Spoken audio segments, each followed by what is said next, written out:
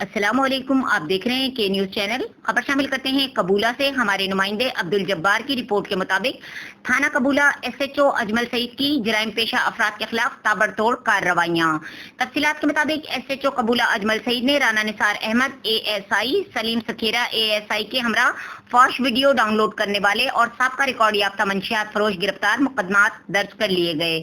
S H O Qabula Ajmal Saeed نے اپنی team کے ہمراہ کارروائی کرتے ہوئے قبولہ پولیس نے مخبر کی اطلاع پر محمد محسن سلیمان ولد رفیق قوم مہرو کا جویا سکنا موضع لقمان مہرو کا رہائشی سے 22 لیٹر دیسی شراب بھی برآمد کر لی۔ شوکت علی ولد رحمت قوم مہرو جویا سکنا لقمان مہرو کا رہائشی 25 لیٹر دیسی شراب برآمد کر لی۔ کاشف سینٹر چوک مرلے میں شاپ پر اظہر ولد ظفر اقبال قوم راجپوت چوہان سکنا چوک فاش ویڈیو اپلوڈ کرنے پر گرفتار کر لیا۔